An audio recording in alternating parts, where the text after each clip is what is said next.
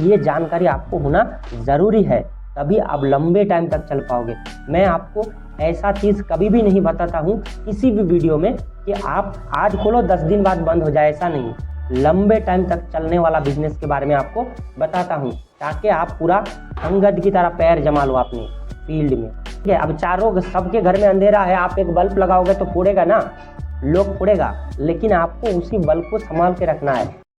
नमस्कार दोस्तों, आप सभी को फिर से एक नए वीडियो में स्वागत है। दोस्तों, आज मैं बताऊंगा एक बहुत ही सिंपल और कॉमन बिजनेस है, लेकिन बहुत ज़्यादा चलने वाला है। इसका जो प्रोडक्ट है रोज लोगों को चाहिए, नहीं तो लोग खा ही नहीं पाएगा। इसलिए ये बिजनेस आगे बरसों से चलेगा, बरसों से चली आ रही है, ऐसा बिजनेस है। क्या है बिजनेस, आगे वीडियो में जान पाएंगे। दोस्तों, चैनल पर नए आए हो, चैनल को सब्सक्राइब करके पास में नोटिफिकेशन बेल जरूर दबा दीजिए। आप ध्यान से वीडियो को पूरा देखिए, आपको डिटेल में बताऊंगा करना क्या है, कैसे करना है, कैसे कम से कम पैसा लगा के कर सकते हैं। और मैं एक ऐसा बंदा हूँ, मैनेजमेंट बंदा हूँ, मतलब अगर रोड में कोई तिनका पड़ा रहता है, मैं हमेशा सोचता हूँ इसको कैसे अपने काम पे लगाया जाए। तो मेरे से ज़्यादा बेटर आइडिया आपको कोई नहीं दे सकता। तो दोस्तों, ज़्यादा टाइम नहीं लेते, वीडियो को स्टार्ट करते हैं।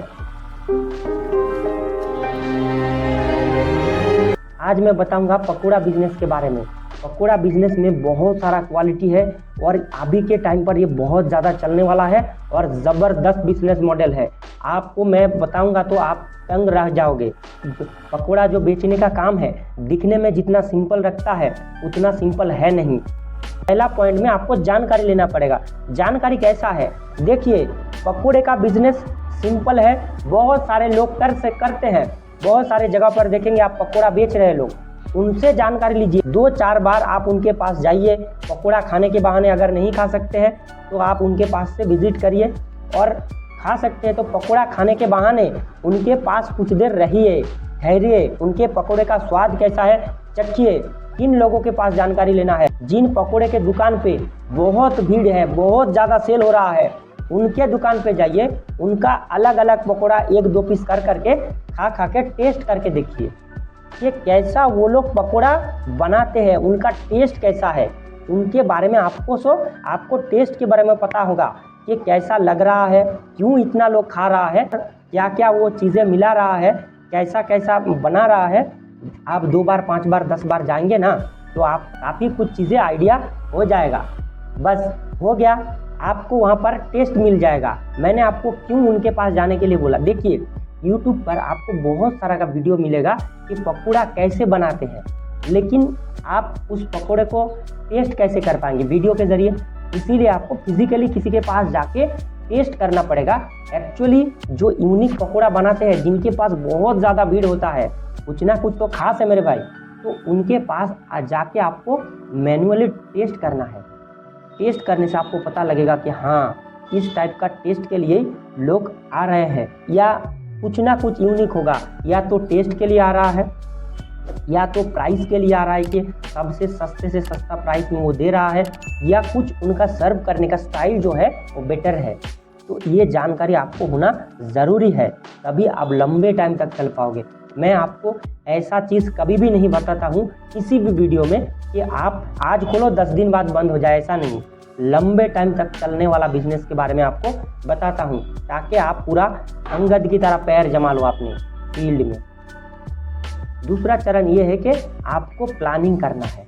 प्लानिंग क्या, आप वो वहाँ पर देखे हो कि वहाँ पर सबसे ज़्यादा किस माल का सेल हो रहा है, शुरुआत में सबसे ज़्यादा जो चल रहा है, सबसे ज़्यादा जो लोग खरीद रहा है, उस चीज़ को बनाइए। कौन सा पकौड़ा आपको चूज़ करना है, इसको कहते हैं प्लानिंग।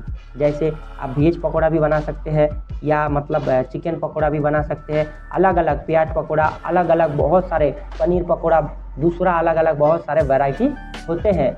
2-3 ज़्यादा नहीं, 2-3 पकौड़ा शुरुआत में बना सकते हैं, थोड़ा थोड़ा करके। तो उसका प्लानिंग करना ज़रूरी है।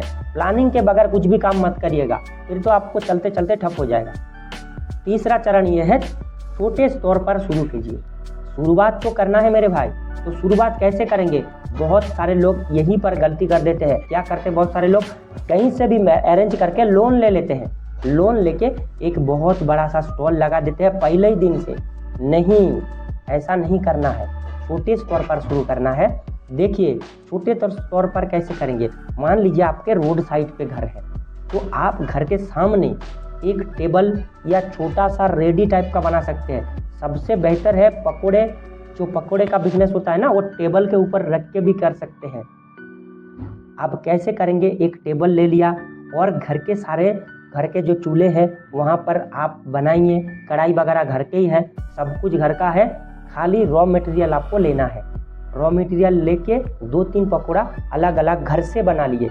इसको कहते हैं मैनेजमेंट, मनी मैनेजमेंट भी कह सकते हैं।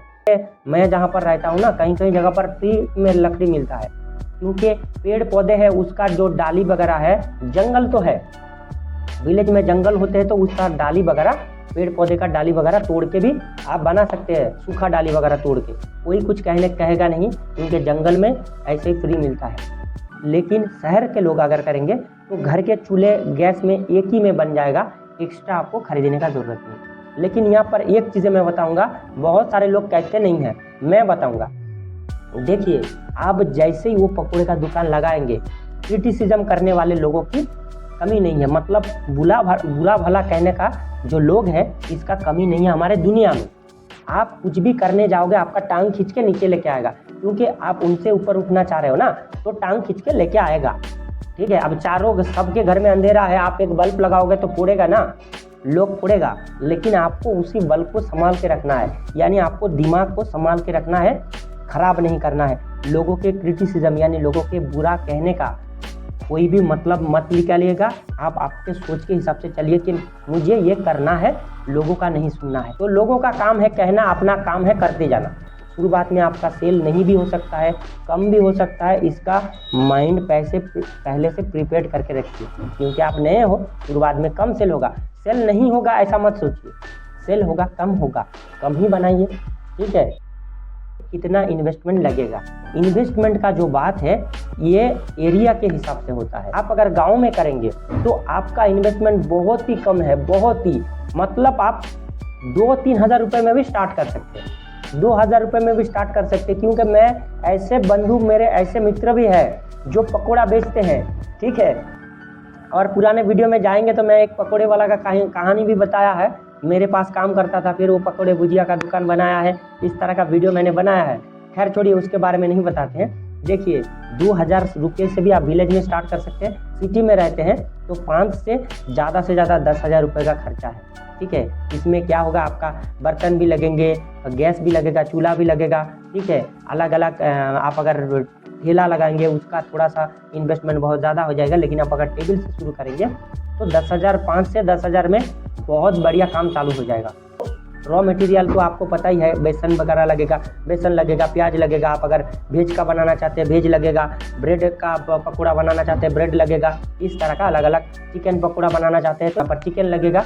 तो उस हिसाब से आज के टाइम पर चिकन पकौड़ा बहुत ज़्यादा चल रहा है। आखिरी पॉइंट समझ लीजिए, वो है कि परमिशन या लाइसेंसिंग, ये दोनों चीज़ों का आपको ध्यान देना है।